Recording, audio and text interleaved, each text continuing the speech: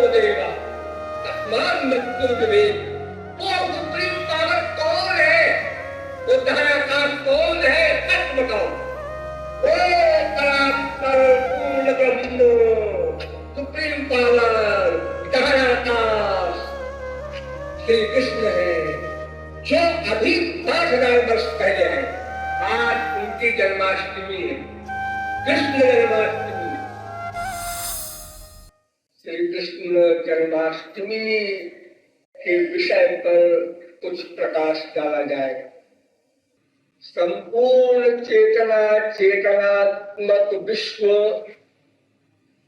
कुछ खोज रहा है।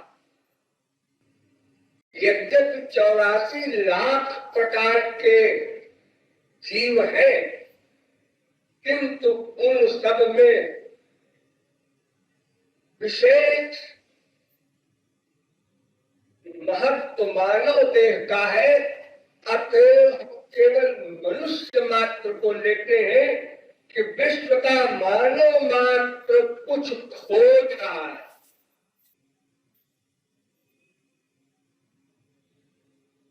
कोई अत्यंत प्रिय वस्तु खो गई है, उसे खोज रहा है।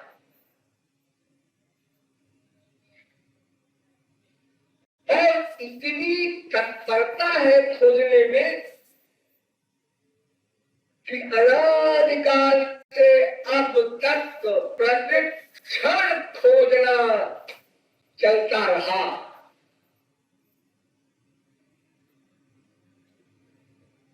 क्या खो गया है, क्या खोज रहा है, इस पर विचार करना।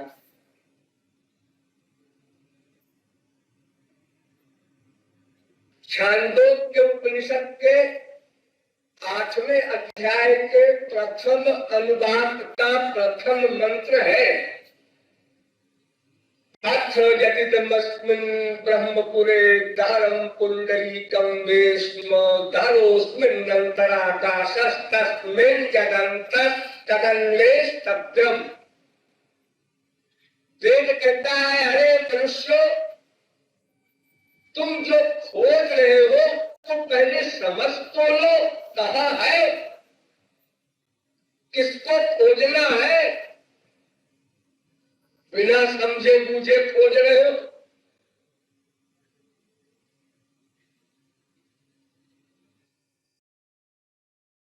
एक नगर है, उस नगर में एक घर है, उस घर में एक आंगन है, उस आंगन में वो वस्तु है जिसे तुम खोज रहे हो।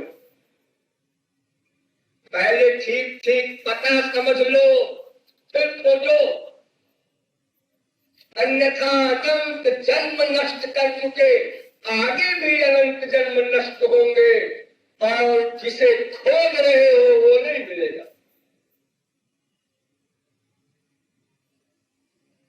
ये शरीर घर है,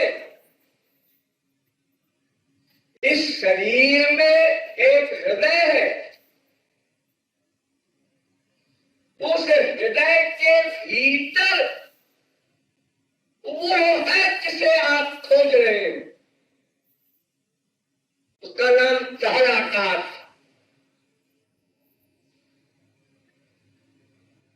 आपके शरीर के भीतर हृदय के भीतर वह वस्तु है जिसे हम लोग खोज रहे हैं। बाहर माँ में, बाप में, बेटे में, स्त्री में, पति में, धन में, प्रतिष्ठा में, विश्व के परमाणु परमाणु में खोज रहे हैं।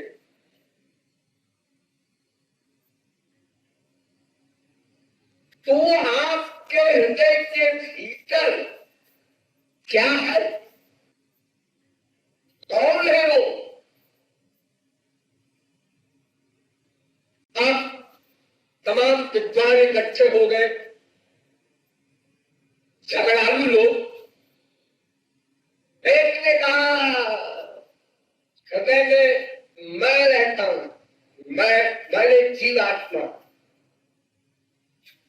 तो जीवात्मा को खोजने के लिए ये वेद मंत्र इशारा कर रहा है कि शरीर रूपी नगर के भीतर जो हृदय रूपी घर है, उस घर में जो आंगन है, खाली जगह, उसमें जीवात्मा रहती है। अभ्युपगमात् विधि, वेद कहता है कि आत्मा का निवास हृदय में होगा।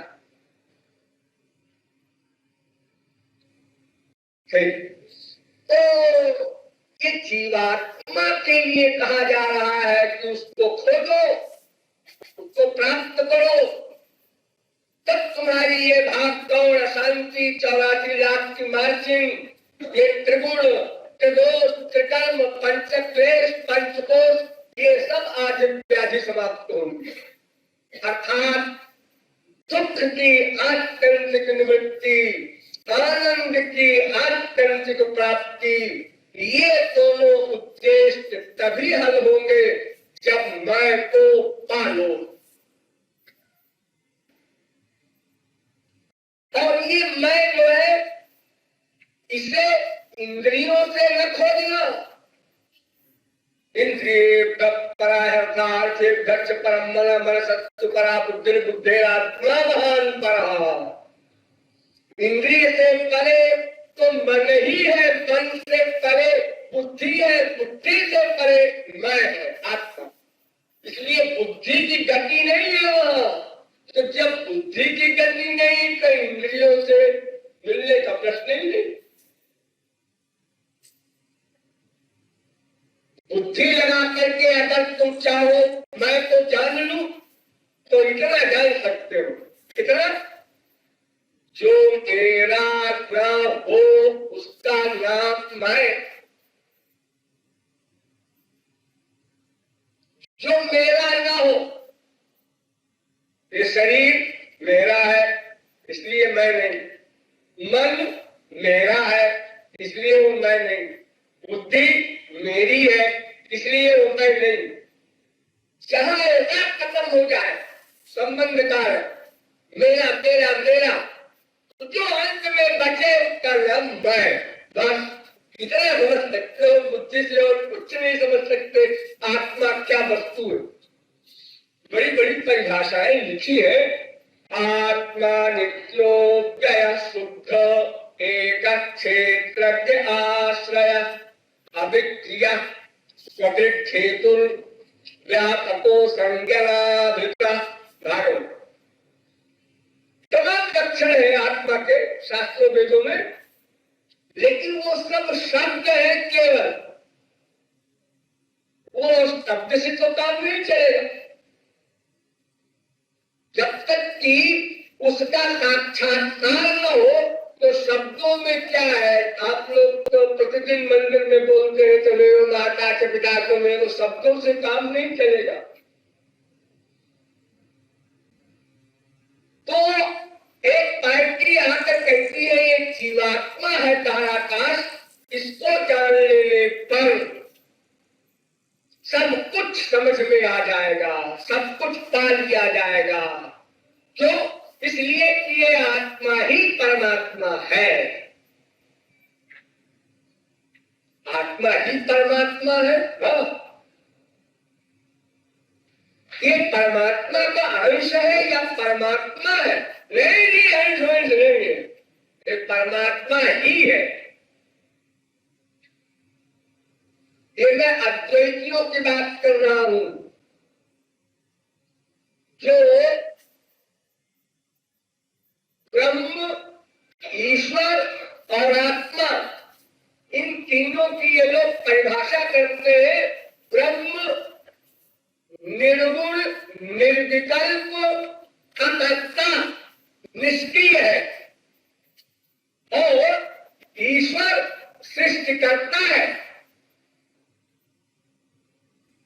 और ब्रह्म का प्रतिबिंब ईश्वर और ईश्वर का प्रतिबिंब जीव। प्रतिबिंब में परछाई, ब्रह्म का प्रतिबिंब ईश्वर और ईश्वर का प्रतिबिंब जीव, बिंब प्रतिबिंब बात कहलाता है। और ये ब्रह्म भी कुछ नहीं करता,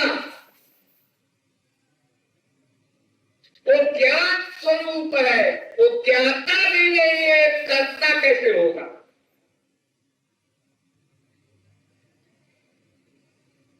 तो ये लोग कहते हैं कि ये जो आत्मा है, कहा आकाश नाम का आपके हृदय में मैं नाम का तत्व, इसको जान लो, बस के बाद अज्ञान चला जाएगा और आपकी खोज समाप्त हो जाएगी। यानी आप अपने आप को खोज रहे हैं, अपने आप को पा लीजिए, बस खोजना बंद। ये भ्रम ऐसा ही है जैसे कोई भोली भाली स्त्री जल्दीबाजी में अपने छोटे से बच्चे को कांख में दबा के अब कुछ काम करने लगी, दूध उबल रहा था, उसको उतारा और उसके बाद भूल गई मेरा बच्चा कहाँ गया। हल्ला मचा रही है, मेरा बच्चा गया है। तेरा बच्चा तो कांख में है। अरे हाँ मेरा बच्चा, और जल्दी में मैंने कांख में दबा लिया था, तो दूध गिर रहा था उबल करके, तो नहीं भूल गई।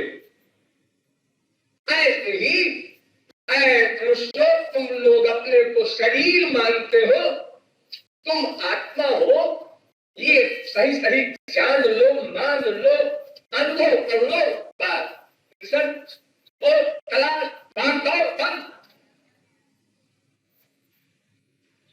लेकिन ये 100% गलत। क्यों? पहले समझिए लॉजिक से। एक बात बताइए, अद्वैती महाराज, आपका ब्रह्म अकर्ता है। देखिए आप लोग बहुत सावधान होकर सुनिए, मैं बहुत डिटेल नहीं कर सकूंगा। आपका ब्रह्म कुछ करता है? अभी नहीं, न वो ज्ञाता है न करता है, वो तो ज्ञान है केवल। वो जानने वाला भी नहीं है, तो करने वाला क्या होगा? हाँ। अच्छा जी, उसका प्रतिबिंब तो पड़ा अंतःकरण पर, तो आप कहते हैं उसको हम लोग आत्मा बोलते हैं। आत्मा नाम की कोई चीज नहीं है, भाई परमात्मा ही है। तो परमात्मा का प्रतिबिंब तो आत्मा है, तो परमात्मा कुछ नहीं करता कि नहीं, तो आत्मा करता कैसे हो गया फिर? तो परमात्मा कुछ नहीं करता, तो उसका प्रतिबिंब ईश्वर, वो सृष्टिकर्ता कैसे हो गया? इस संसार का निर्माण आपका ब्रह्म को करता नहीं, वो नहीं करता, फिर कौन करता है? ईश्वर। तो ईश्वर क्या बनाया है? वो ब्रह्म का प्रतिबिंब है। तो जब ब्रह्म में कर्तृत्व शक्ति नहीं है, तो ईश्वर में कहां से आ गई?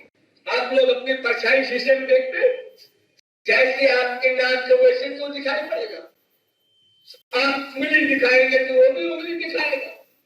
जब बिंब में कर्तृत्व शक्ति नहीं है, करता नहीं है बिंब माने ब्रह्म, तो प्रतिबिंब कैसे करता हो जाए?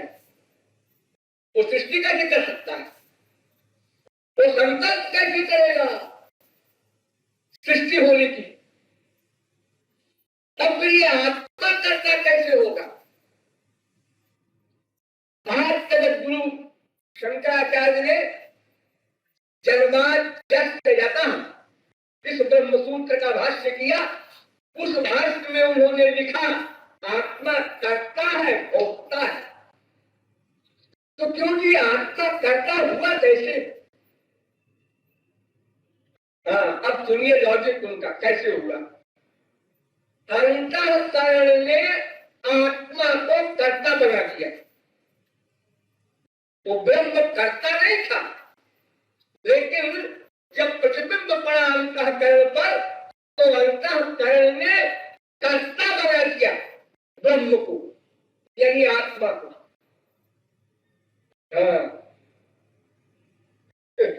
शांतांगारैवादित्यमहंकारो जरात्मकः स्वयं ज्योत्समात्मानं जनक्ति विनजुक्तिमत्। कितनी हंसी की बात कि स्वयं प्रकाश से ब्रह्म को, जो सदा से अकर्ता था, उसको अंतःकरण ने कर्ता बना दिया। अंतःकरण जड़ है, माया से बना है। और आत्मा को परमात्मा आप मानते हैं, तो आत्मा चैतन्य, अंतःकरण जड़, तो जड़ वस्तु ने स्वयं प्रकाश ब्रह्म को अकर्ता से कर्ता बना दिया। कैसी हंसी की बात हो। अच्छा एक बात बताओ, प्रतिबिंब जो करता है तो साकार वस्तु का प्रतिबिंब करता है साकार वस्तु में। जैसे आप साकार है और दिशा भी साकार है, तो आपका प्रतिबिंब उसमें पड़ता है, जल में पड़ता है। साकार का प्रतिबिंब साकार में पड़ेगा, और ब्रह्म निराकार और अंतःकरण निराकार, और पड़ गया प्रतिबिंब। कैसे पड़ गया? अंतःकरण भी निराकार, ब्रह्म भी निराकार, और ब्रह्म अकर्ता। अंतःकरण तो जड़ है, वो क्या करता होगा बेचारा? तो वो तो जड़ है, जैसे ये साल देखते हैं आप लोग, जड़ चेतन ही नहीं है। ये तो आत्मा के चैतन्य से अंतःकरण चैतन्यवत वर्त करता है। वो अंतःकरण स्वयं प्रकाश ब्रह्म को कर्ता बना दिया। ऐसी की बात असंभव। और अगर आप कहें कि आपका कर्ता नहीं है, अगर कर्ता नहीं है, तो ये वेदांत का उपदेश किसके लिए है? आपके मार्ग में किसको उपदेश दे रहे हैं आप? जिज्ञासु, ये वेद कह रहा है खोजो, जो अंतःकरण में आपके है उसको खोजो। तो जो करता ही नहीं है आपका, तो खोजेगा क्या? साधन कैसे करेगा? आपके यहाँ तो साधन है, श्रोतव्य, मंतव्य, जिज्ञासितव्य। ज्ञान मार्ग में अद्वैतियों के यहाँ भी तो साधना है, बड़ी लंबी चौड़ी, करोड़ों जन्म की साधना है, तब ज्ञान प्राप्त होता है। तो आत्मा जब करता ही नहीं है, तो भला वो साधना कैसे करेगा? फिर वेद का उपदेश किस लिए? और एक बड़ी मजेदार बात कही उन लोगों ने कि जब तक ज्ञान न हो जाए तब तक वेद सत्य है, और ज्ञान हो जाए तो वेद भी मिथ्या। और तुम अगर वेद मिथ्या है तो फिर वेद प्रतिपाद्य ब्रह्म भी मिथ्या हो जाएगा, तो ज्ञान भी मिथ्या हो जाएगा। वेद तो अनादि है, उसको आप शिक्षा बता रहे हैं। बड़े आश्चर्य की बातें हैं सब। आप झगड़े में न पड़िए। आत्मा परमात्मा का अंश है, इसलिए दास है। और जिसको इशारा कर रहा है वेद मंत्र अन्वेष्टव्यम, वो जीवात्मा नहीं है, वो परमात्मा है। आपके हृदय में दो पर्सनैलिटी है, एक आप और एक आपका बाप परमात्मा। जीवात्मा परमात्मा। वेदों ने कहा सखाया समारंभिक संपरिछत्र जाते। दो पक्षी आपके हृदय में रहते हैं, एक जीवात्मा, एक परमात्मा। तो परम स्वार्थवर्ती, उसमें से एक पक्षी यानी जीवात्मा कर्म करता है और फल भोगता है, और और दूसरा पक्षी परमात्मा, वो न कर्म करता है न फल भोगता है, वो कर्म का फल देता है, लेकिन सदा साथ रहता है।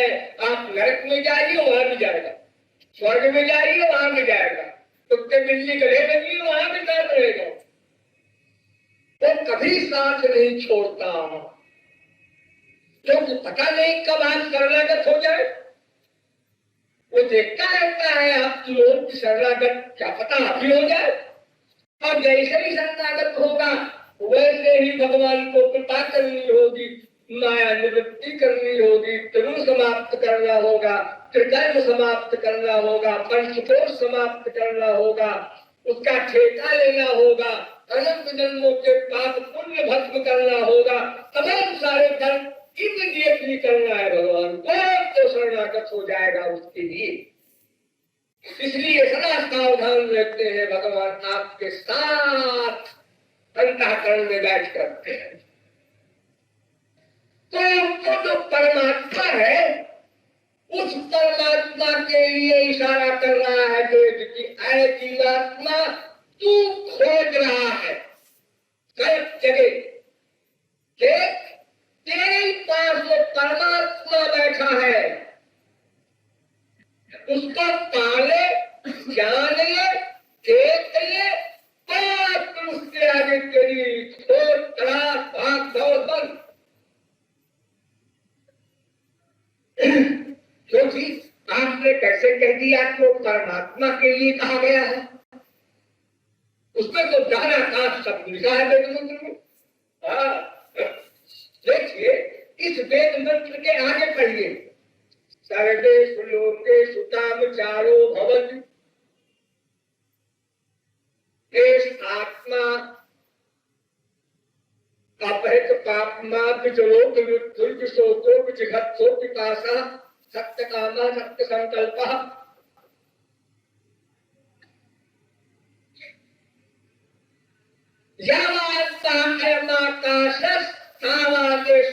हृदय आकाशः यच्चेहास्ति यच्चनास्ति सर्वं तस्मिन् प्रतिष्ठितम्। ये तमाम सारे वेद मंत्र हैं इस मंत्र के आगे। क्या मतलब? उसका मतलब ये कि वेद कह रहा है कि जैसे ये आकाश है आपके सामने, आकाश माने खाली जगह, जो आप लोग ऊपर मिट्टी डालते हैं तो कहते हैं आकाश, ऐसे ही ये भीतर वाला आकाश है। यानी जैसे ये मटीरियल आकाश है, प्राकृत आकाश है, माइक आकाश है, ये पंचमहाभूत माया के है ना, पृथ्वी जल तेज वायु आकाश, ऐसे ये दिव्याकाश है भीतर। और ऐसा आकाश है भीतर वाला कि अनंत पर ब्रह्मांड उसी में व्याप्त है। इतना बड़ा आकाश। ये आकाश तो एक ब्रह्मांड का है, दूसरे ब्रह्मांड में दूसरा आकाश, तीसरे ब्रह्मांड में तीसरा आकाश, परम में अलग आकाश, दो लोक में अलग आकाश, दिव्य आकाश होता है। ये मटेरियल आकाश वहां नहीं होता। तो ये तो एक लिमिटेड आकाश है, लेकिन वो जो भीतर आकाश है उसमें अनंत को ब्रह्मांड समाया हुआ है। और सत्य संकल्प आपकी शक्तियां हैं उसमें। ये मटीरियल आकाश में तो जड़ वस्तु है, इसमें कौन शक्ति होगी? हाँ ठीक है, तो ये भूताकाश नहीं है। लेकिन आत्मा, आत्मा भी नहीं हो सकता, क्योंकि तो सत्य संकल्प आत्मा का, सत्य संकल्प वेद मंत्र कह रहा है, वो जो भीतर वाला है वो सत्य संकल्प है। माने सोचा हो गया, करना तो नहीं है। संकल्पा देवार्थ पितरस्तमुत्तिष्ठन्ति सयति मातृलोक कामो भूत संकल्पा देवास्त मातरस्तमुत्तिष्ठन्ति सयति पितृलोक कामो भूत संकल्पा देवास्त पितरस्तमुत्तिष्ठन्ति सयति भ्रातृलोक कामो भूत संकल्पा देवास्त भ्रातरस्तमुत्तिष्ठन्ति सयति स्वतृलोक कामो भूत संकल्पा देवास्त सुतारस्तमुत्तिष्ठन्ति। यानी भगवान ने जो सोचा हो गया, प्रैक्टिकल नहीं करना है कुछ। संसार बन जाओ, बन गया। तो कामे तो बहुत श्याम बजाए, बस संसार बन गया। तदैच्छा तो सही क्षण चक्रे, अनेक वेद मंत्र। तो सत्य संकल्प परमात्मा है, जीवात्मा नहीं। अच्छा छोड़िए इसको भी। इस वेद मंत्र के अर्थ के विषय में अद्वैतियों के आचार्य से लोगों ने ने पूछा, भाई आप लोग क्या कहते हैं, ये आगे वाले वेद मंत्र तो बता रहे हैं कि ये जीवात्मा नहीं है। तो शंकराचार्य ने भाष्य किया इस वेद मंत्र का, इति चात्मत्वा परितपात्मत्वादयश्च गुणा न भूताकाशे भवन्ति जीवाशंका निवर्तिता। ये जो दिव्य गुण है इस तंत्र के आगे लिखे हुए, ये जीवात्मा में भी नहीं है तो भूताकाश में क्या होंगे, इसलिए परमात्मा ही है। शंकराचार्य ने अपने भाष्य में ही कहा। वेदव्यास को मालूम था कि लोग इस वेद मंत्र में चक्कर काटेंगे और धड़क धड़क डाउट पैदा करेंगे, तो वेदव्यास ने दसियों वेदांत सूत्र बना दिए इसी एक वेद मंत्र के लिए।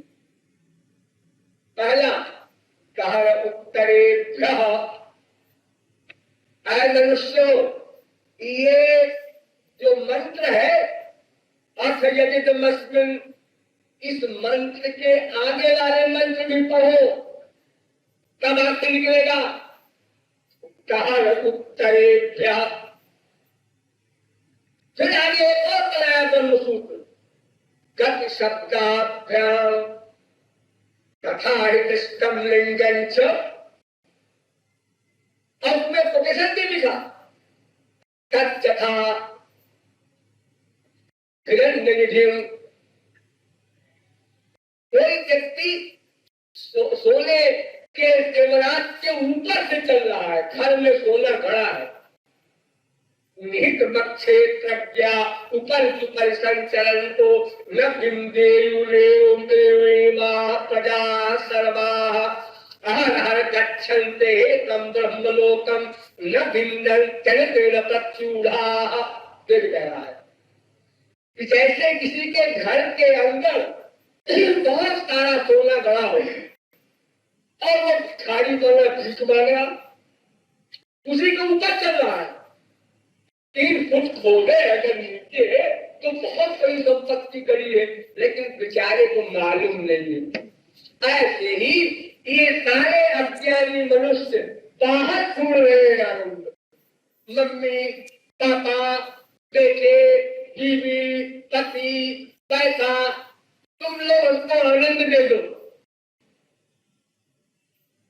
उन लोगों ने चिंता की, मां ने चिपटाया, हाँ बेटा आ जा, बाप ने भी चिपटाया, बीवी ने, कुछ मिला तो मिला नहीं, हर कोई फर्नीचर है, मरते मरते हालत में कोई परिवर्तन नहीं और दानी सब बन गए। तो भिखारी को क्या दान करेगा, बेचारा वो खुद आपकी आशा कर रहा है। वो माँ इसलिए खुश हुई जब आप पेट में आए थे कि बेटे से हमको सुख मिलेगा, उसने पहले ही प्लान बना लिया है स्वार्थ का। वो आपको क्या सुख देगी बेचारी भिखारी, वो माँ वो बाप वो बेटा वो बीवी क्या देंगे। अगर देना भी चाहे ये भी हम मान ले तो क्या देगा, जो कुछ है ले लो, क्या है तेरे पास, कुछ नहीं है तो क्या दे रहे हो, वही कुछ नहीं भाई कुछ नहीं ले लो बाबा, और क्या करूंगा। तो वेद कह रहा है ऊपर संचलन को न बिंदेयुरेमा सर्वा प्रजा अहरहर गच्छन्ते तम ब्रह्मलोकम न बिंदन्ति अन्यतेन प्रत्यूढ़ाः। अज्ञान के कारण ये उस परमात्मा को नहीं समझ पाए, बाहर ढूंढ रहे हैं मेटीरियल प्राकृतिक जगत में, प्रकृति की वस्तुओं में, जहां पर की वस्तु की प्राप्ति होते ही आगे का लोभ पैदा हो जाता है। 1 मिनट को बेचारे को चैन नहीं लेने देता। क्या हुआ, रात्रि खुल गई, इतने की 1 करोड़ तो बड़ा आनंद आया होगा, बड़ा आनंद आया। आप ये करें क्या उसको, अब 1 करोड़ को क्या करें, एक भी खोलने एक लग गई बीमारी है उसके पीछे, अच्छा खासा बैठा था घर को अब वो 1 करोड़ उसको पागल बनाएगा। अब एक चीज खोलेगा वहां खाता हुआ, फिर टेंशन रहता हुआ, फिर टेंशन टेंशन, ऐसा टेंशन का रोग लगेगा जो मरते मरते भी समाप्त नहीं होगा। ये संसार के पाने का रिएक्शन। तो वेद कहता है, गत सप्ताह वेदांत कहता है गत सप्ताभ्याम तथा निष्ठम लिंगं च, इसलिए धाराकाश ब्रह्म है, परमात्मा है। फिर आगे कहते हैं वेद व्यास,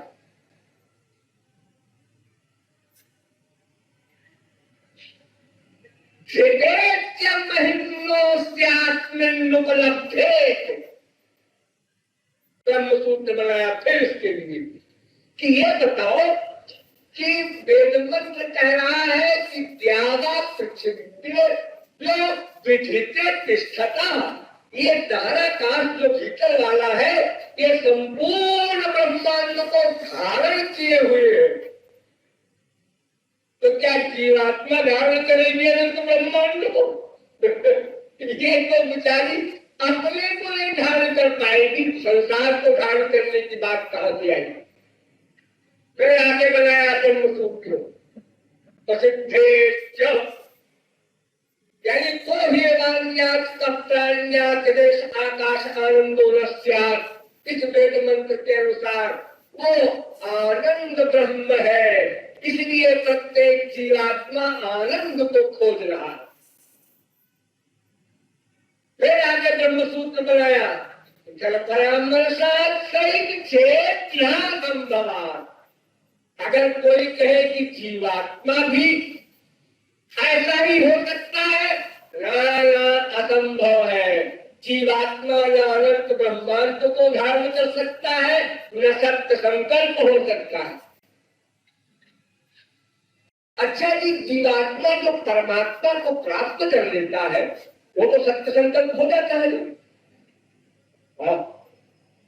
ये तो भगवान के 8 गुण है, 8। अपरित पापमा विजरो विमृत्यु विशोको विजिघत्सो पिपासा सत्य काम सत्य संकल्प, ये 8 गुण है भगवान में। जब जीव भगवत प्राप्ति कर लेता है तो उसी क्षण में 8 गुण मिल जाते हैं जीव को, तो भगवान के बराबर हो जाता है। 8 गुण भगवान में, 8 गुण महापुरुष में।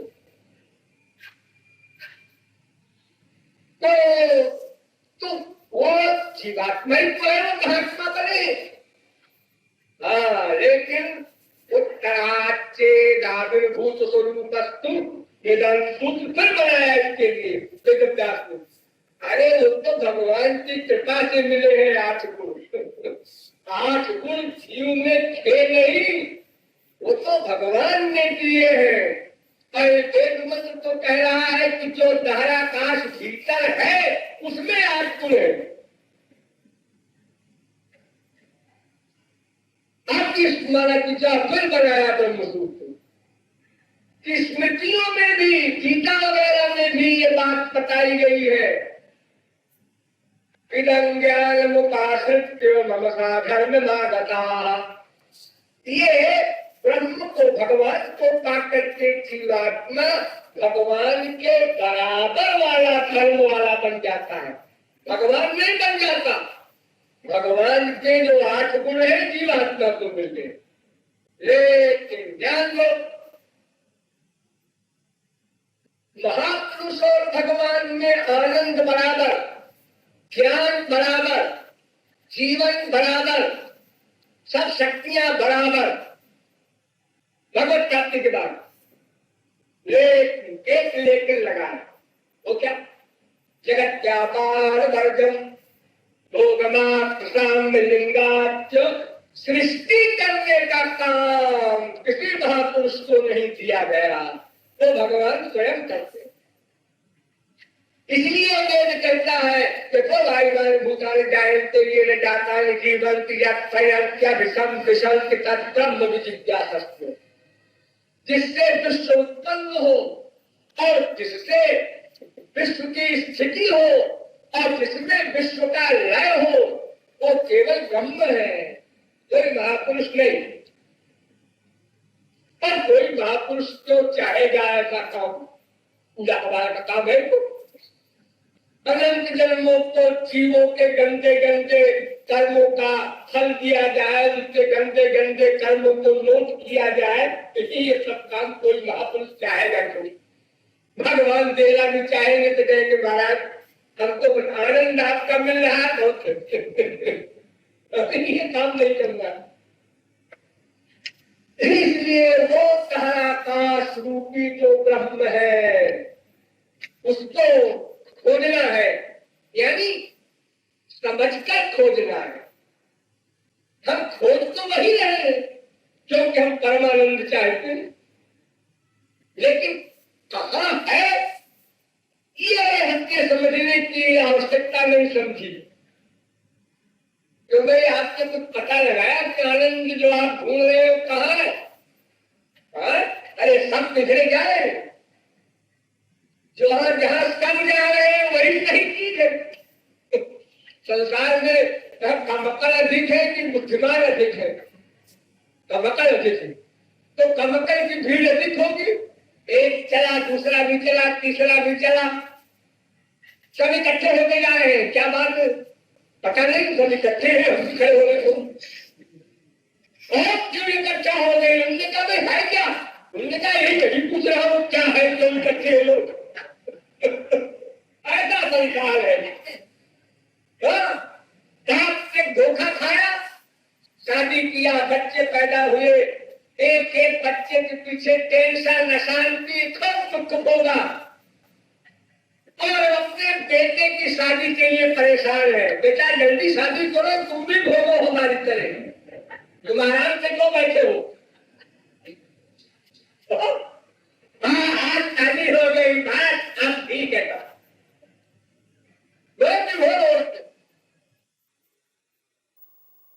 तो जीव ने अनादिकाल से अब तक जिसको खोजा है उसको बिना समझे खोजा है। वेद कहता है पहले समझो। तो परब्रह्म परमात्मा कौन है? आज उनकी जन्माष्टमी है, कृष्ण जन्माष्टमी। एक कृष्ण शब्द का अर्थ आप लोग जानते हैं? कृष्ण गौतमी तंत्र में इस बात किया गया कि इस शब्दो विसत्तार्थो रश्चानंद रूपक सत्ता स्वानंदयोर्योगात् चित् परब्रह्म उच्यते। कृष्ण माने सत्ता, नित्य वस्तु, और अनंत दिव्यानंद।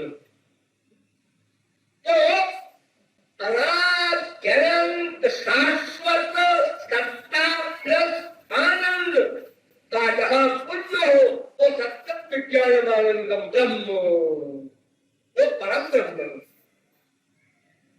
तो श्री कृष्ण परम ब्रह्म है। इसको एक मंत्रों में कहा तमेकं गोविंदम सच्चिदानंद विग्रहम।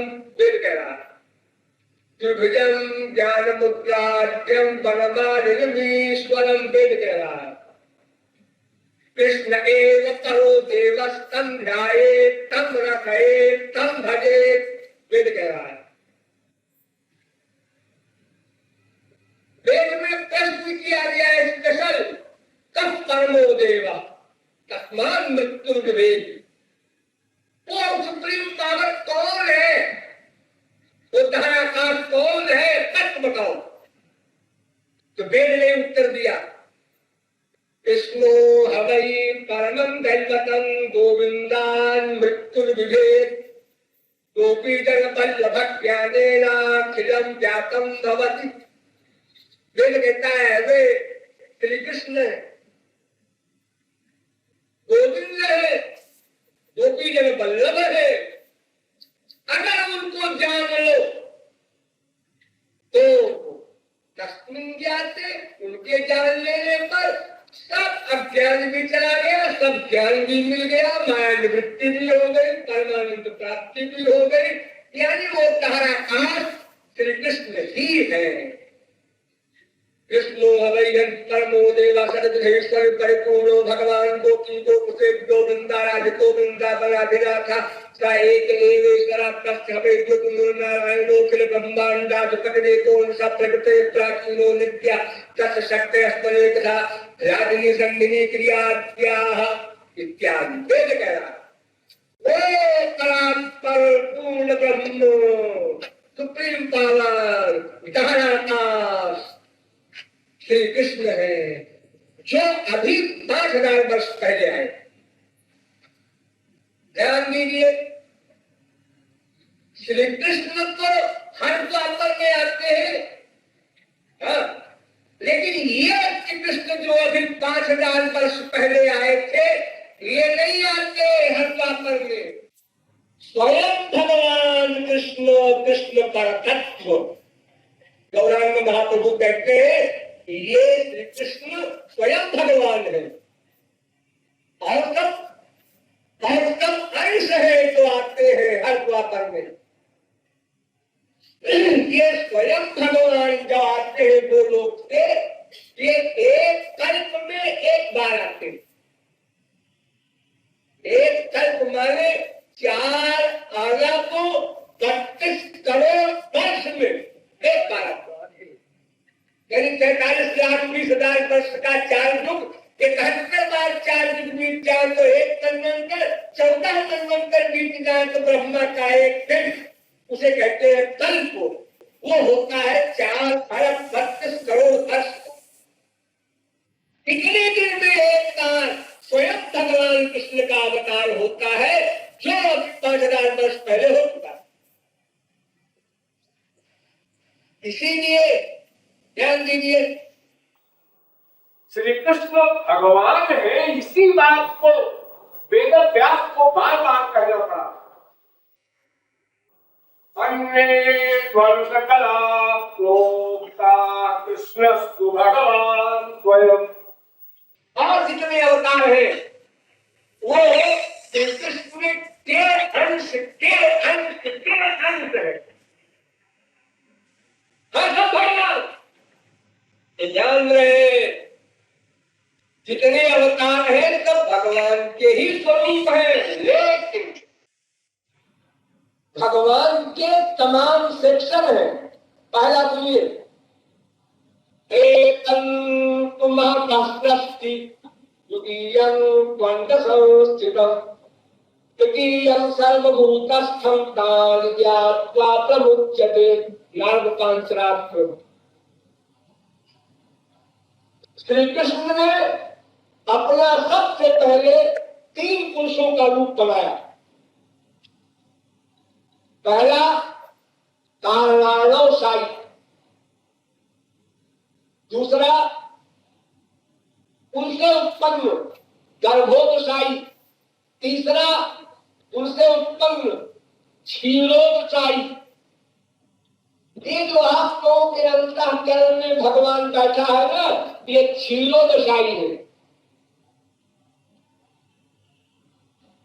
ये समस्त जीवों के हृदय में बैठकर जो आइडिया नोट करते हैं, ये भगवान के नंबर 2 स्वरूप कारणाणवशायी के स्वरूप, गर्भोदशायी के स्वरूप, क्षीरोदशायी के स्वरूप।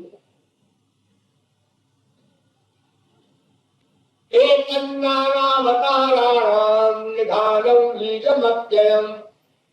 जो मैंने बताया कारणाणवशायी, सब इन्हीं के अवतार हैं। जितने अवतार हैं श्री कृष्ण के अवतार नहीं कोई। श्री कृष्ण के अवतार केवल एक है अवश्य, उनका नाम है बलराम। स्वयं भगवान के अवतार है बलराम।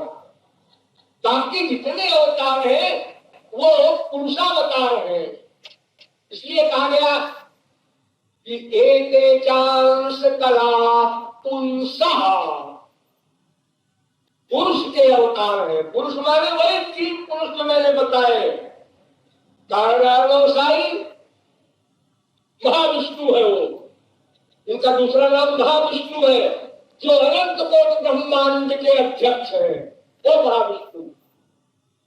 और ये जो विष्णु है आपके ब्रह्मांड में, ये एक ब्रह्मांड के अध्यक्ष है। तो अनंत कोटि ब्रह्मांड में अनंत कोटि ब्रह्मा, अनंत कोटि विष्णु, अनंत कोटि शंकर होते हैं।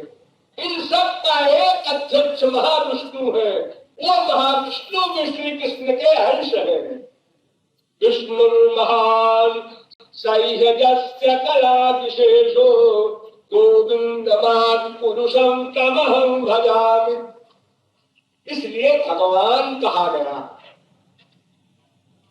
देखिए, आप लोगों ने भागवत को पढ़ी होगी और आज भागवत सुनाने का प्रचलन भी है। तो मैं वेदों में चक्कर काट रहा हूँ, थोड़ा भागवत में चलिए। बहुत बढ़िया निरूपण भागवत में किया है। इतना बढ़िया निरूपण किसी ग्रंथ में नहीं है। वेद से लेकर रामायण तक हमारा चैलेंज है। और एक श्लोक इतना बढ़िया किया है वेद व्यास। पदं तत्त्वं यज्ञानमद्वयं ब्रह्मेति परमात्मेति भगवान इति सत्यते। वेद व्यास कहते हैं, देखो जी, तीन स्वरूप खास है भगवान के। तीन, एक का नाम ब्रह्म, एक का नाम परमात्मा, एक का नाम भगवान। ये तीन भगवान है। नहीं, भगवान तीन नहीं है। अद्वयम, एक भगवान के तीन स्वरूप है।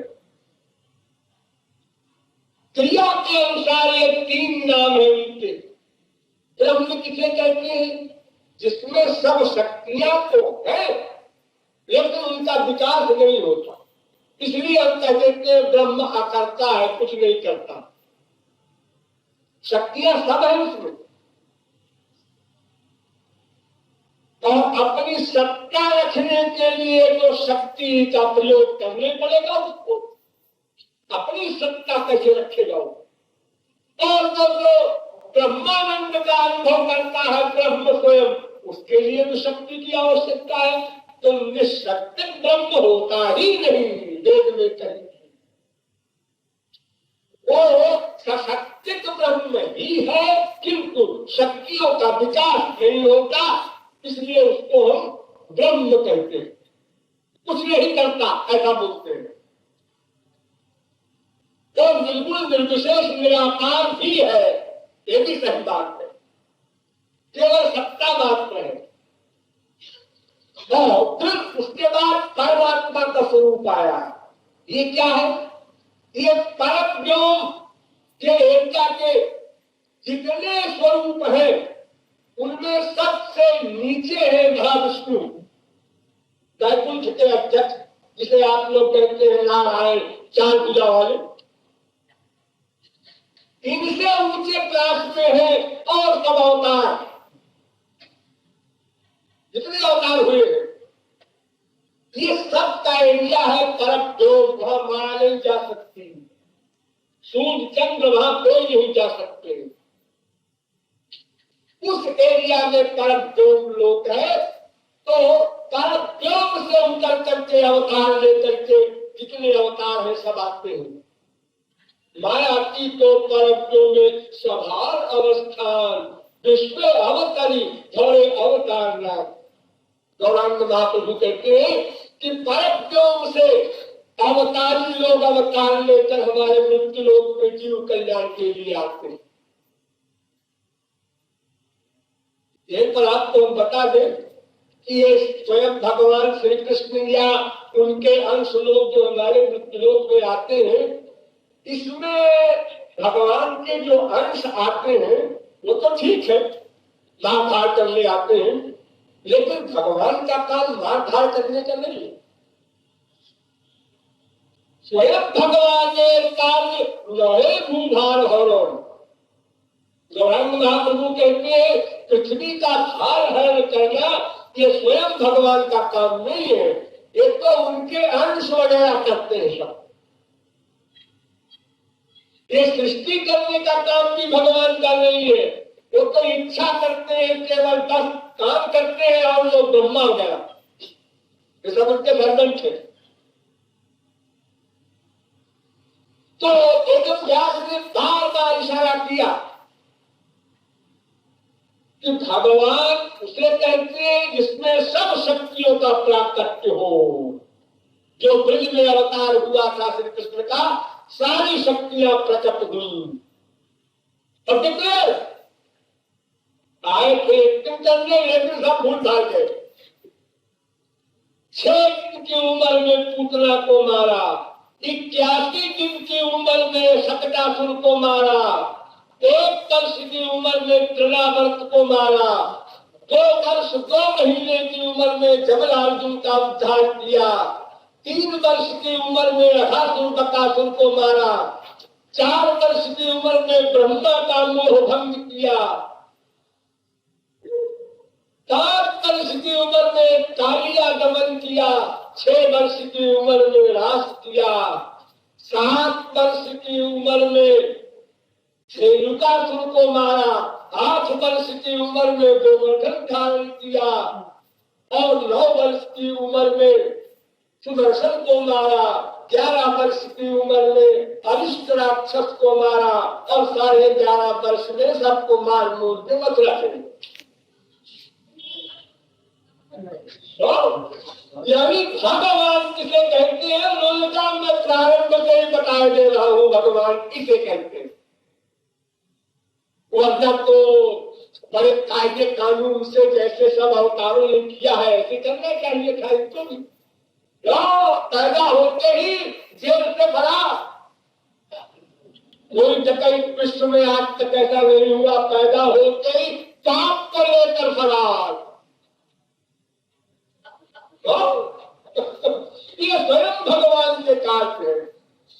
उन्होंने तो सोचा बेचारा नहीं कि लोग में आए हैं, ऐसा नहीं चलना चाहिए, मुझे लोग क्या कहेंगे, कोई पहचान लेगा। कितनी अलग बातें हो रही है, स्वयं भगवान है।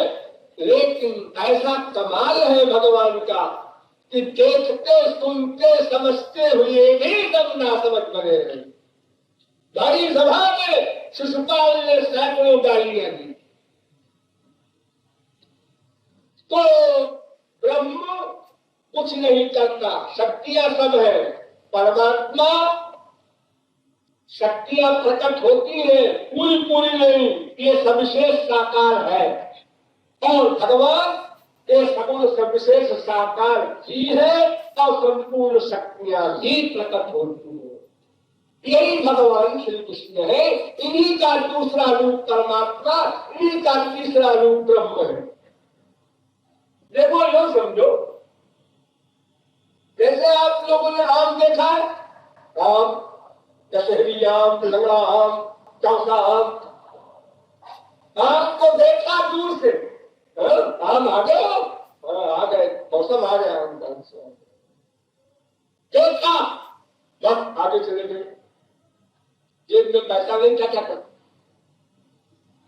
और पास गए, हाथ में लिया, सूंघा, अच्छा तो बड़ी अच्छी है, लेकिन पैसा नहीं, वो भी चले गए। अब तीसरे साहब ने देखा, सूंघा, पैसा दिया, चूसा, तो जिसने केवल देखा वो ब्रह्म, जिसने देखा प्लस सूंघा वो परमात्मा, और जिसका पूर्ण रसास्वादन हुआ वो भगवान का स्वरूप। दूर से आप देखें लालटेन कहीं पहाड़ पर कोई पेड़ पर टांग दे, और दूर से आप देख रहे हैं अंधेरे में, तो आपको लालटेन नहीं दिखाई पड़ेगी, केवल लाइट दिखाई पड़ेगी। और जब बिल्कुल पास पहुंच जाएंगे, अरे लालटेन है चल रही है, मैं समझा कोई भूत है। तो दूर से जब सूर्य को देखते हैं, यहाँ से सूर्य एक लाइट दिखाई पड़ता है। जब आप सूर्य लोक में जाएंगे तो सूर्य का शरीर भी देखेंगे। तो जैसे माँ के पेट में बच्चा है, तो माँ केवल अनुभव करती है मेरे बच्चा होने वाला है, लेकिन जब वो बच्चा सामने हो कर आता है वो कुछ और ही बात होती है। ऐसी उनका मुंह है, ऐसी नाक है, ऐसी आंख है, उसका आज चुंबन प्रसास्वादन हुआ करती है। ऐसे ही ब्रह्म का स्वरूप तो दूर का स्वरूप है और सबसे समीप का भगवान का स्वरूप है। एक व्यास ने निरूपण किया। और ये पहले स्कंद के दूसरे अध्याय का 11वां श्लोक भागवत। फिर वेद व्यास ने यह भी कहा कि देखो भगवान सृष्टि नहीं करते ये ठीक है, लेकिन सृष्टि करते हैं ये भी ठीक है। सर्वेदं ससर्जाग्रे भगवानात्ममायया सदसद्रूपया चासो गुणमय्या गुणो विभु।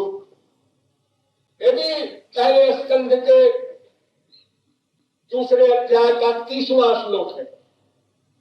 इसमें कह रहे हैं वेदव्यास कि वो अपनी योग माया से गुणमयी माया के द्वारा संसार को प्रकट करता है, बनाता है, यानी संकल्प करता है वो। फिर उसका ज्ञान बलराम करते, वासुदेव करते हैं, फिर क्रिया बलराम करते हैं, यानी श्री कृष्ण, वासुदेव और संकर्षण, ये तीन मिलकर सृष्टि होती है।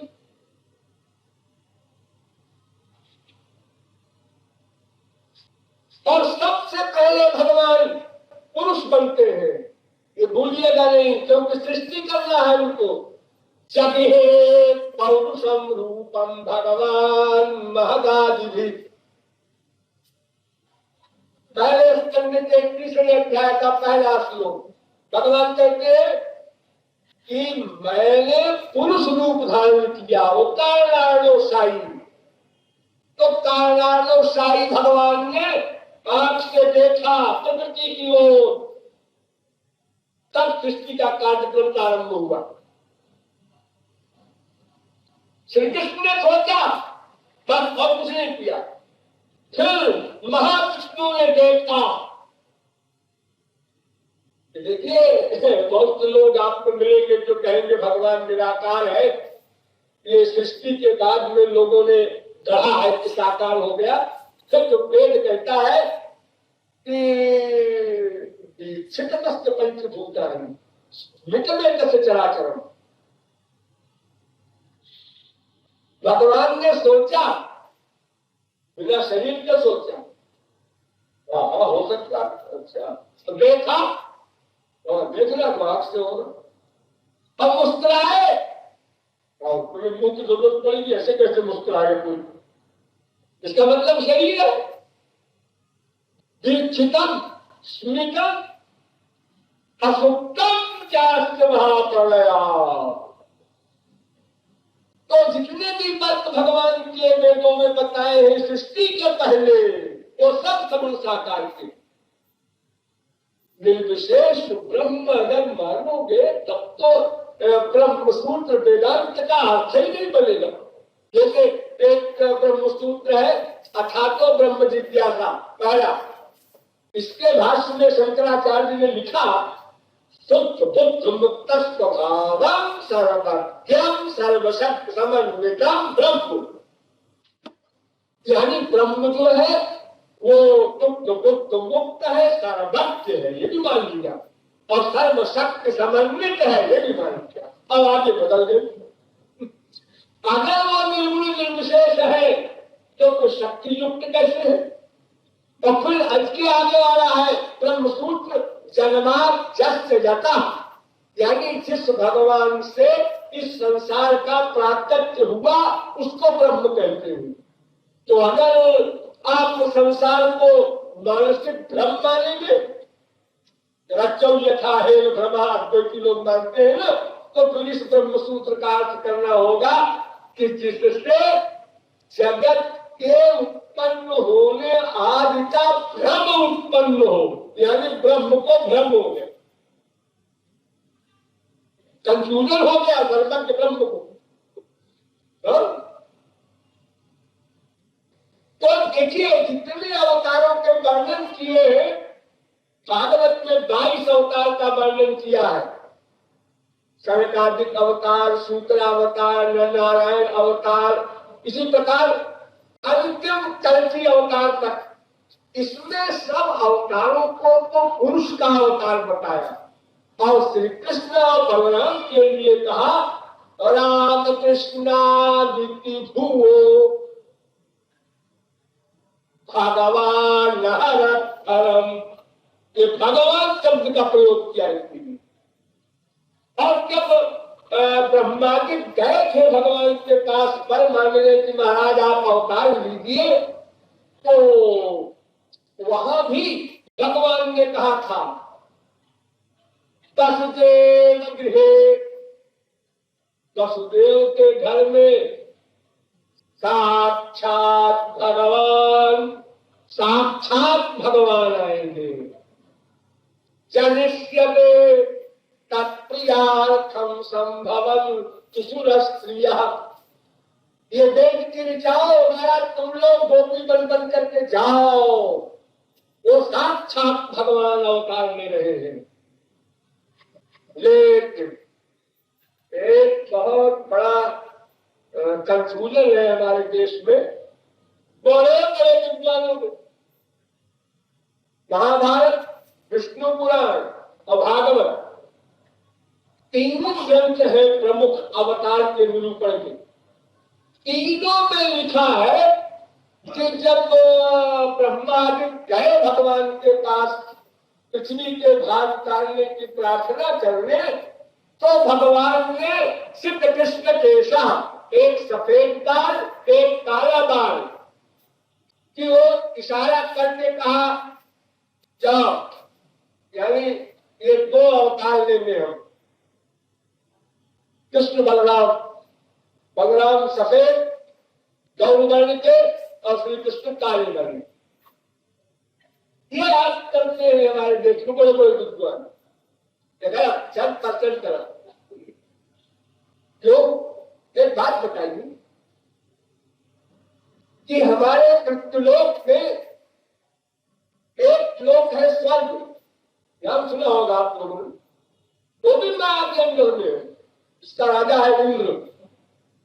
वहीं पर किसी के बाल नहीं पकते, सफेद बाल नहीं होते, ये भगवान के बाल सफेद कैसे हो गए? उन्होंने अपने बाल उठाए के दिखाए सफेद और एक तरफ काले। अगर तो उम्र के अनुसार भगवान के भी बाल काले सफेद होते हैं, तो फिर अनादिकाल के भगवान के बाल काले कहां से रहे? सफेद हो जाने चाहिए। एक बाल सफेद एक काला, ये उखाड़ के भगवान ने दिखाया कि अवतार लेके हमारे दोनों हजार जाएंगे। ये सिद्ध कृष्ण केशा, और यही केशा शब्द भागवत में, यही केशा शब्द महाभारत में, यही केशा शब्द विष्णु पुराण में, और कोई शब्द ही नहीं किसी के लिखा। थोड़ा इसको समझ लीजिए, ये केश शब्द जो है इसका अर्थ बाल भी होता है, ये ठीक है लेकिन आप चालान पढ़े लिखे लोग भी जानते हैं कि एक शब्द के अनेक अर्थ होते हैं, इस प्रकरण में क्या अर्थ है समझना होगा। तो महाभारत में अर्थ लिखा स्वयं वेदव्यास ने, हंसवो के प्रकाशंते ममते केश संहिता, मेरी शक्तियां जो है उनको केश कहा जाता है। भगवान की शक्ति का नाम केश है, और वो अनंत शक्तियां हैं, एक दो चार नहीं, लेकिन उसमें मार धाड़ वाली दो शक्ति है। ये नृसिंह पुराण में कहा गया, सीता स्थिते शक्ति। नरसिंह भगवान ने कहा एक मेरी शक्ति है सफेद सिद्ध और एक असिद्ध काली। ये शक्ति असुरों के संहार के लिए है। तो जो असुरों को नष्ट करने वाली शक्ति है तो हर द्वापर में आती है, लेकिन अब की बार स्वयं श्री कृष्ण भगवान आए हैं, इसलिए युगावतार नहीं आए, युगावतार श्री कृष्ण में लीन हो गए। तो इशारा कर रहे हैं भगवान, ये जो सिद्ध असिद्ध मेरी दो शक्तियां हैं, यही भूभाग उतार देगी। ये तो छोटी मोटी बात है, तुम लोग जाओ निश्चिंत होके, हमारे पास ये दो शक्तियां खड़ी है, हमसे पीछे वाली है भाई, युगावतार की। और भगवान तो पूर्णावतार है, इसलिए भगवान कहते हैं ये सिद्ध कृष्ण केश, ये सिता सिद्ध शक्तियों के नाम हो, ये बाल नहीं है केश मानी। और कुछ आचार्यों ने तो यहां तक अर्थ दिया है कि सिद्ध शंकर जी, कृष्ण, विष्णु, पक्का माने ब्रह्मा, उनके ईश भगवान, ब्रह्मा विष्णु शंकर के ईश्वर भगवान अवतार लेकर के आएंगे। अस्तु भगवान विश्वात्मा भक्तानाम भयंकर आदिवेशान सभागेन मन आनक दुंदुभे। देखिए, जब अवतार लेने का मामला आया तो ताके पेट में नहीं गए, बाप के दोनों के मन में गए भगवान, मन और भगवान के भागवत के नहीं। भगवान अपनी विश्वात्मा भक्तानाम भयंकर आप देशांश भागे मन आनत तुम दुधे। मन में गए, मन में। दसवें स्कंद के दूसरे अध्याय का 16वां श्लोक है। और जब प्रकट हुए तो पेट से नहीं प्रकट हुए, तम अद्भुतम बालकम गुजेक्षण चतुर्भुजं शंख गदार्जुदारुधम। दसवें स्कंद के तीसरे अध्याय का 9वां श्लोक है। 4 भुजा से भगवान प्रकट हुए देवकी के आगे, और जब प्रकट हुए तो वसुदेव और देवकी दोनों ने स्तुति किया भगवान का करके। तत्तो जन्म स्थिति संयमान विभो तगन्यनीहा तमुना कवित्रियात् त्वयीश्वरे ब्रह्मणि लोकमुद्यते तदाश्रयत्वादुपजर्यते गुणैः। दसवें स्कंद के तीसरे अध्याय का 19वां श्लोक।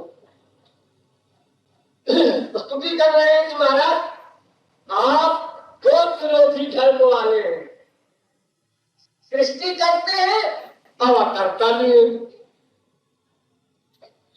आपकी इच्छा नहीं है और आप कामना भी करते हैं, आप तो दुर्गुण भी है और आप सगुण भी है, इसलिए किसी की समझ में आप नहीं आ सकते।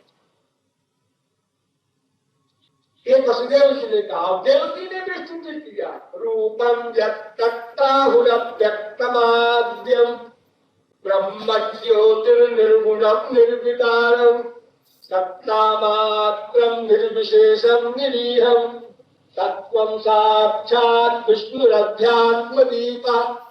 अब एक श्लोक की व्याख्या में नहीं कर सकूंगा, इतना टाइम नहीं है। मैं केवल ये बता रहा हूं कि इन लोगों को मालूम था ये साक्षात भगवान है, स्तुति किया इन लोगों ने मां बाप से।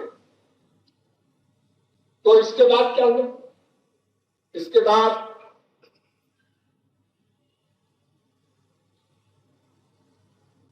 दसवें स्कंद के तीसरे अध्याय के 30वें श्लोक में मां बोलती है, उपसंहार विश्वात्मन्नदो रूपमलौकिकम। महाराज ये 4 भुजा से आप तो 16 वर्ष के श्रृंगार चुप आके खड़े हो गए हो, ये तो हमारे बाप बन के आए हो, अब तो बेटा बनने के लिए कहेंगे। हमने भर मांगा था कि हमारे बेटे बनना, और आप तो बात बन के आ गए। भगवान ने कहा भाई ऐसा है कि मैं इसलिए ऐसा बन के आया हूं कि तुमको पहले प्रमाण तो दे दूं मैं कौन हूं।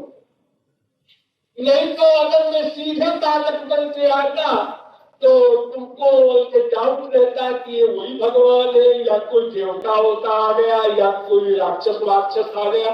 अरे क्या प्रमाण? तो पहले मैं प्रमाण देने के लिए भगवान बन कर आया हूं, अब तू आज्ञा देती है उपसंग बच्चे बन जाओ।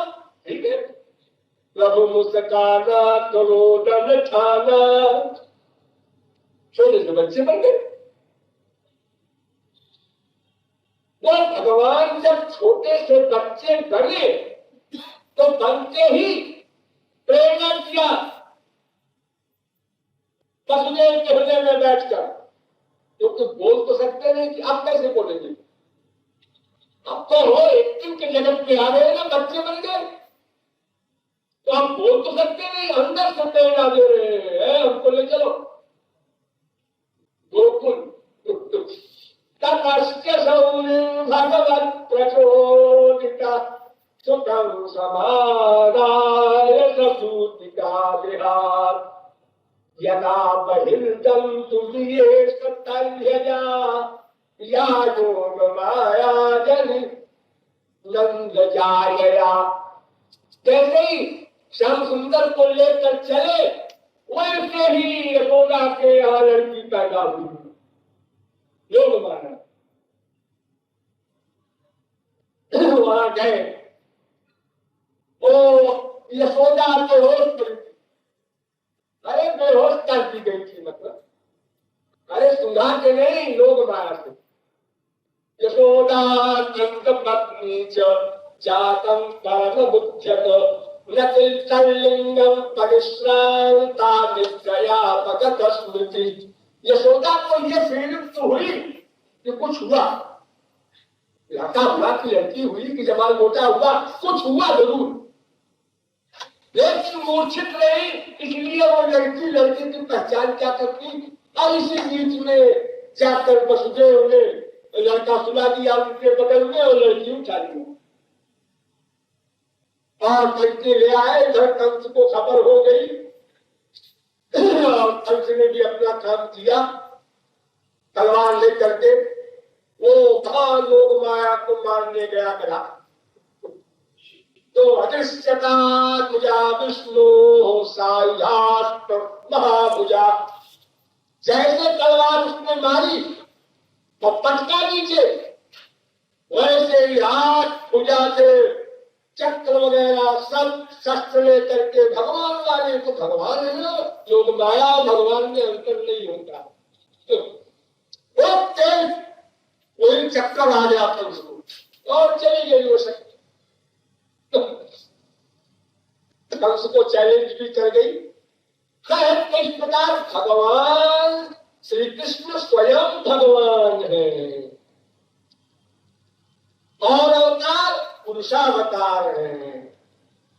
तो स्वयं भगवान का अवतार 5000 वर्ष पहले हुआ था, ये परम सौभाग्य की बात है।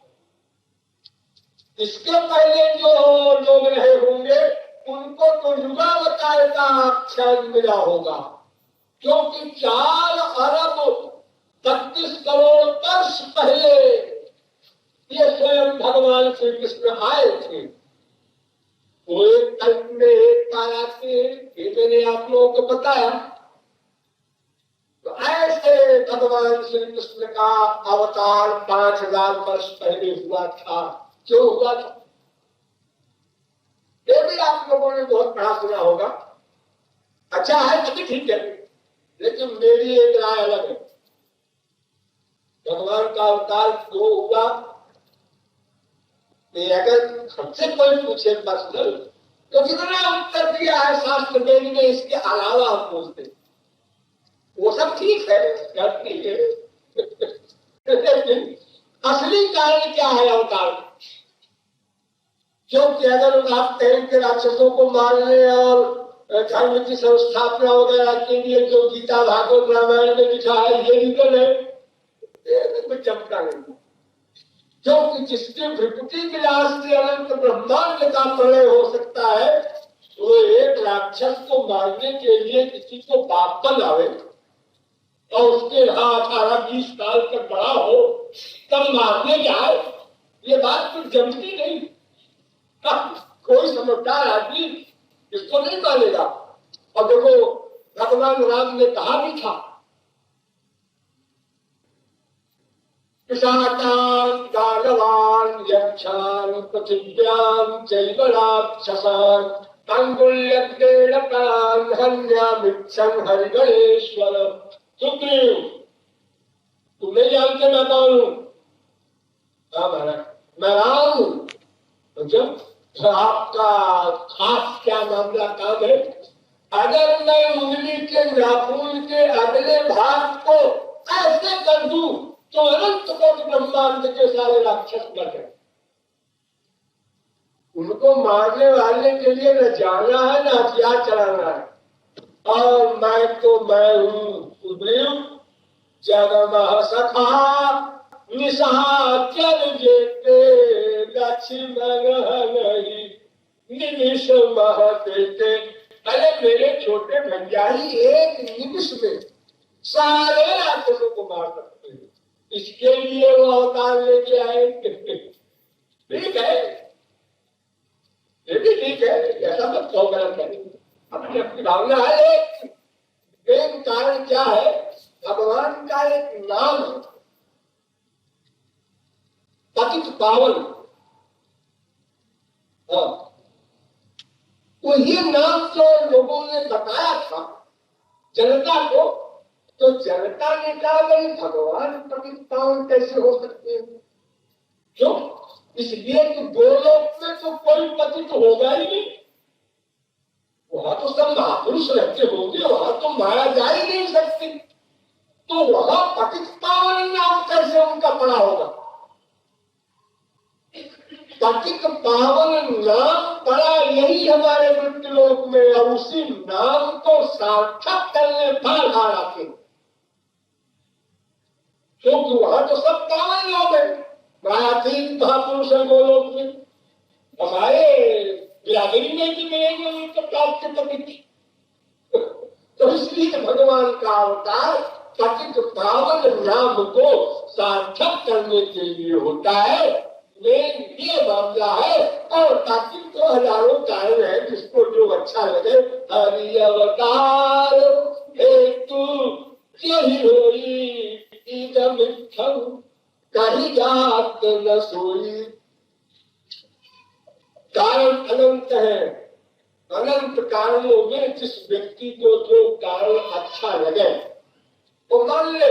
भगवान स्वयं कहते हैं, वेद व्यास भी कहते हैं, मेरे जन्म का मेरे कर्म का कोई कारण नहीं हुआ करता। कारण तो उसका होगा जो किसी के अंदर में हो। मेरे लिए कोई भी कर्म करना किसी कारण से नहीं होता।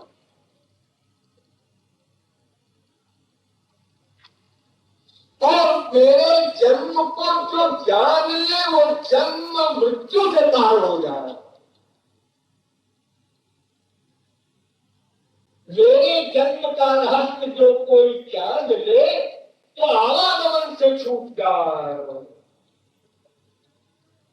जात्वा फिर पुनर्जन्म नहीं थी मां बेटी पांडव, जो मुझको प्राप्त हो जाएगा। अब ये बड़ी बड़ी बातें हैं, हमको ये समझना है कि श्री कृष्ण ही हमारे सर्वस्व है। हमारे माता, हमारे पिता, हमारे भाई, हमारे बेटे, हमारे प्रियतम, हमारे सब कुछ है। ऐसा मान करके बिना कोई कामना के मोक्ष पर्यंत की कामनाओं को लात मार दो, तब श्री कृष्ण का प्रेम मिल सकता है। मुक्ति मुक्ति यावत् पिशाची हृदय वर्तते तावत् भक्ति सुखत्यात्म कथम हृदयो भवेत्। जब तक ये भुक्ति और मुक्ति दो त्रैले आपके अंतःकरण में निवास करेंगी, तब तक भक्ति महादेवी का प्राकट्य नहीं हो सकता। इसलिए समस्त कामनाओं को छोड़ना होगा, केवल श्री कृष्ण के सुख के लिए ही उनसे प्यार करना है। श्री कृष्ण सुखई के तात्पर्यमयी भक्ति करनी है। उस साधना भक्ति से अंतःकरण की शुद्धि होगी, तब गुरु के द्वारा भगवान वो दिव्य प्रेम दान कराएंगे। उस प्रेम के द्वारा हम प्रेमास्पद श्री कृष्ण की सेवा कर सकेंगे। तब हम जिसको खोज रहे वो पा सकेंगे। हमारा लक्ष्य परिपूर्ण होगा और हम सदा तो मालामाल हो जाएंगे। इन शब्दों के साथ आज के प्रवचन का उपसंहार किया जाता है। श्रेष्ठ कवि बोलिए वृंदावन बिहारी लाल की जय।